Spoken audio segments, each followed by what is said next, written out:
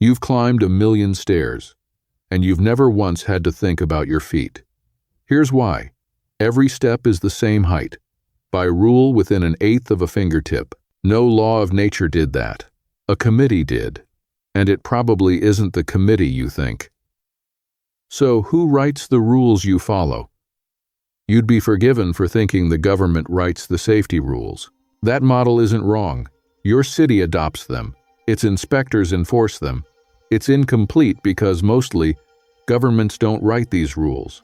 They adopt them from private organizations you've never voted for. Follow the trail back. In 1904, a fire burned about 1/4 of Baltimore. Fire engines raced in from other cities, and their hoses couldn't screw onto Baltimore's hydrants. The threads didn't match. The year after, a Young Standards Bureau and a Fire Protection Association published a common coupling, a rule written by nobody's government. That pattern became a machine. Today, a private nonprofit writes America's model building codes. Another writes the electrical code, first published in 1897, rewritten every 3 years by volunteer committees. Then each state, each city, adopts its own version amended, sometimes years out of date. There is no national building code. And here's the strangest layer. Federal law itself points at these private documents. More than 8,000 privately written standards are woven into federal regulations. Rules you must follow drafted at a committee table, not on a legislature's floor. Who pays for all this writing? Often the rules themselves.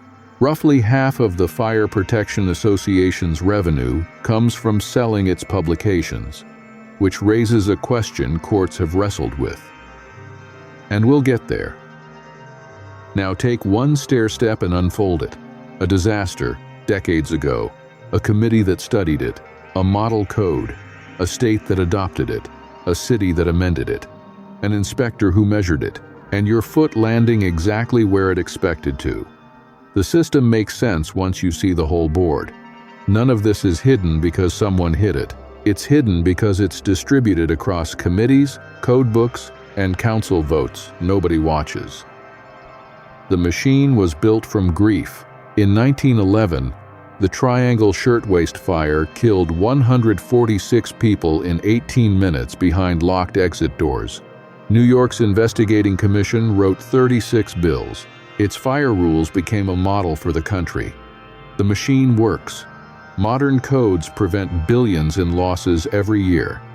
Yet nearly 2/3 of Americans live under older editions, and one fight is genuinely unsettled. If a private standard becomes the law, shouldn't reading it be free?